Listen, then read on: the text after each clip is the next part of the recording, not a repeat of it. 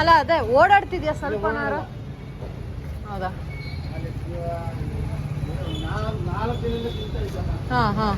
ಇದು ನೀರನ್ನಾರು ಕುಡಿಯುತ್ತಾ ಅಟ್ಲೀಸ್ಟ್? ಅಲ್ಲ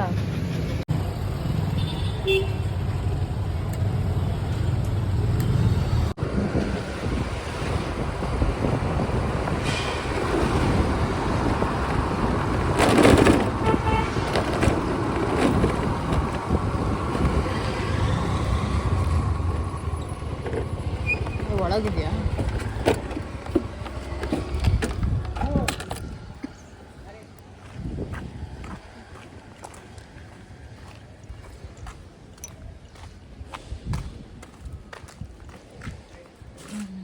ಯಾವಾಗ ಆಯ್ತು? ನಿನ್ನೆಯಿಂದ ಇಲ್ಲೇ ಕೂತಿದ್ಯಾ?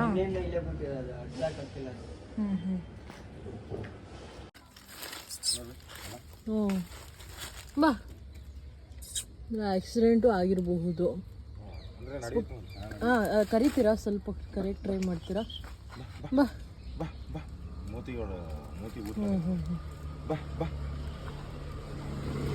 ಪರಿಚಯ ಆ್ಯಕ್ಚುಲಿ ನಾಯಿಮರಿಗೆ ಯಾರೋ ಹೊಡೆದಿದ್ದಾರೆ ಅಂತ ಕೇಳ್ಪಟ್ಟೆ. ಸೊ ಟ್ರೀಟ್ ಮಾಡಿ ಇವಾಗ ಒಂದು ಜಾಗ ಬಿಡ್ತಾ ಇದ್ದೀವಿ.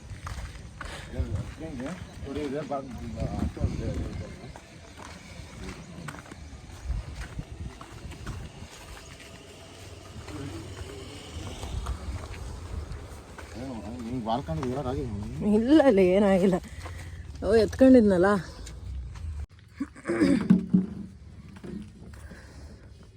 ಸ್ವಲ್ಪ ಹಾಲಿಗೆ ಅರಿಶಿನ ಹಾಕಿ ಕೊಡಿ.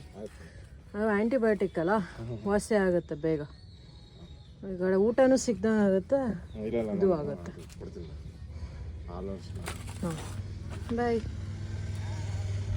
Hello guys, welcome back to my channel. First rescue ನೀವು ನೋಡಿದ್ದು ಆ್ಯಕ್ಚುಲಿ ಅದಕ್ಕೆ ಯಾರೋ ಹೊಡೆದಿದ್ರು, ಗಾಡಿ ಹೊಡ್ಕೊಂಡು ಹೋಗಿರೋದು. ಬಟ್ ಅದು ಆಲ್ರೆಡಿ ಇನ್ಸಿಡೆಂಟ್ ಆಗಿ 1 ವೀಕ್ ಆಗೋಯ್ತು. ನಾನು ವಿಡಿಯೋ ಮಾಡೋಕ್ಕಾಗಿರಲಿಲ್ಲ.